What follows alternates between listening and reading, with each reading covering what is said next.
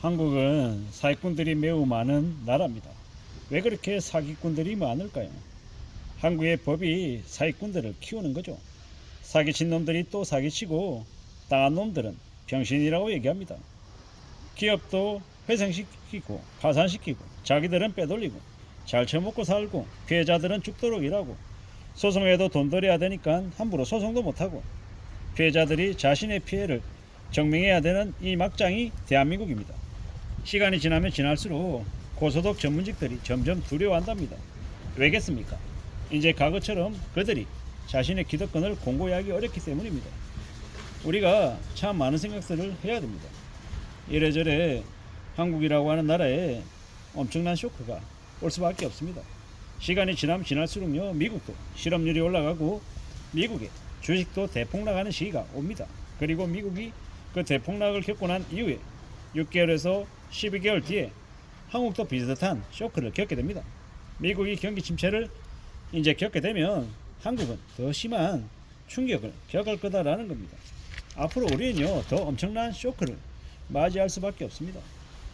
우리가 살아가면서 돈 번다라는 건 정말로 쉽지 않은 일이죠. 돈 버는 건 스트레스를 엄청나게 감당해야 되는 일입니다.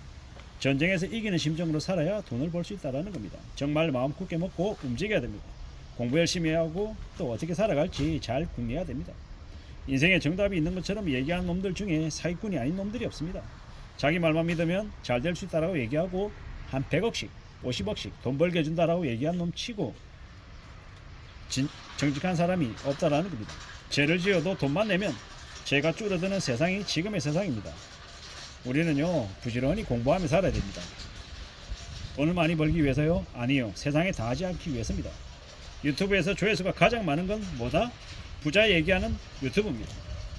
그냥 그런 놈들은, 부자 얘기하는 놈들은 사기꾼이라고 얘기하면 거의 맞습니다.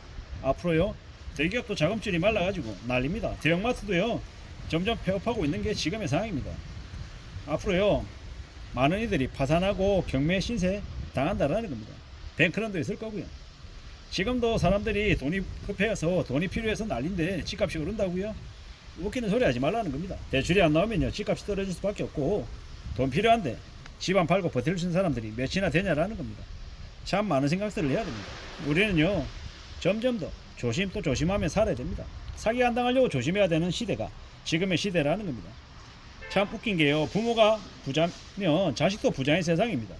그리고 부모가 가난하면요, 자식이 부자가 될 수가 거의 없죠. 우리는요, 돈이 있어도 보정 잘못 쓰고 투기 잘못하고 욕심 부리면 엄청나게 많이 망합니다. 참 희한한 게 부자들이 모험을 투기를 좋아할 것 같지만 실제로는 아닙니다. 부자들이 더 모험을 싫어하고 투기를 싫어합니다.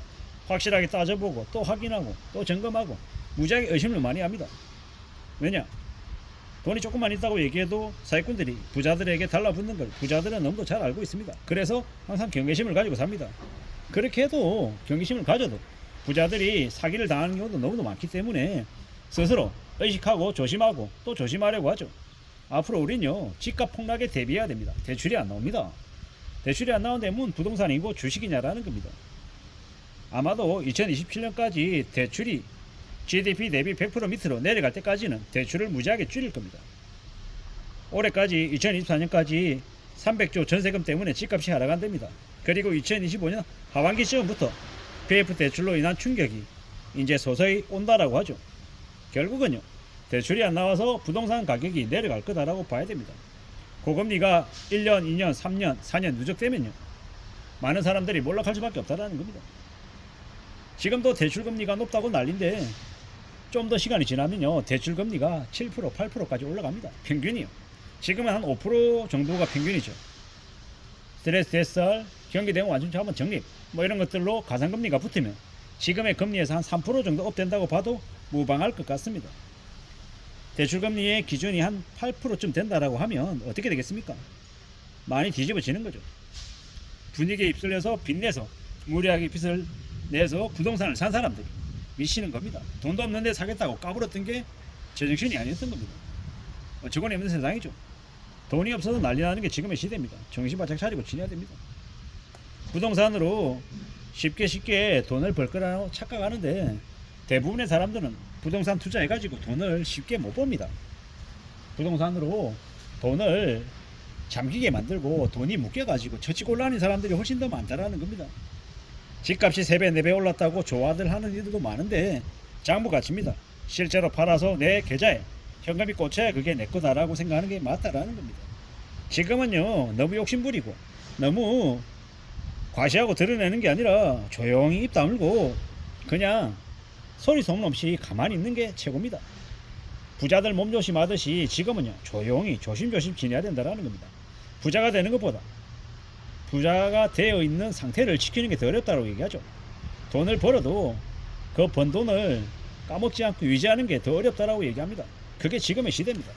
너무도 많은 이들이 온갖 가문이설로 속이고 꼬드기고 부자 되게 해준다고 얘기하지만 그들 대부분이 다 뭐다? 가짜다. 속으면 안 된다라는 겁니다. 대한민국이라고 한 나라는 사기꾼을 키우는 곳이다라고 생각하면 거의 맞다라는 겁니다. 시간이 지나면 지날수록 우리의 삶이 더 어려워질 거다. 대출이 점점 줄어들 것이다. 그리고 대규모 해고도 많아질 것이다. 그렇기 때문에 더욱더 우리는 미래를 대비하고 두려워하면서 공부해야 한다. 세상에 당하지 않기 위해서 부지런히 공부해야 한다라는 겁니다. 돈이 급한데 돈이 없는데 부동산 가격이 오른다. 주식시장이 좋아진다. 이런 말은 다 개소리다. 대부분의 경우는 사람들이 돈이 없어서 많이 힘들어할 것이다. 많이 고통받을 것이다. 라고 생각하는 게 맞겠다라는 겁니다. 참 우리는 두려워하며 살아야 됩니다. 마음 단단히 먹어야 된다라는 겁니다. 죽을 때까지 어쩌면 보통의 사람들은 일하며 살 겁니다. 그렇기 때문에 좀 더 자기가 좋아하는 일, 자기 적성에 맞는 일, 자기가 감사하며 일할 수 있는 일을 택할 수 있게끔 부지런히 공부해야 되겠다라는 생각을 합니다. 그래야 남들이 시키는 내가 하기 싫은 일을 하는 게 아니라 내가 하고 싶어하는 일, 내가 원하는 것들을 하며 살 수 있는 그런 존재가 되기 위해서 정말로 내 스스로 능동적으로 주도적으로 공부하자라는 이야기를 하고 싶은 겁니다. 세상에 당하지 않기 위해서 부자가 되게 해주겠다라고 하는 사기꾼한테 걸려들지 않기 위해서 세상에 이용당하지 않기 위해서 가문이슬에 넘어가지 않기 위해서 남들에게 이용당하지 않기 위해서 뒤통수 당하지 않기 위해서 공부를 해야겠다라는 생각을 합니다. 살아가다 보면 나의 바람과 맞지 않게 세상이 흘러갈 때도 무지하게 많다라는 것. 그래서 어떻게 살아야 된다? 부지런히 포기하지 않고 내 자신을 등불 삼아서 나의 의지를 믿고 계속 전진해 나갈 수 있는 원동력을 가져야 되겠다라는 겁니다. 남이 주는 원동력, 남이 주는 동기부여 말고 내가 내 스스로 만들어내는 동기부여로 내가 나의 길을 가야겠다라는 겁니다. 앞으로 우리는 정말로 어려운 시국을 맞을 것이다.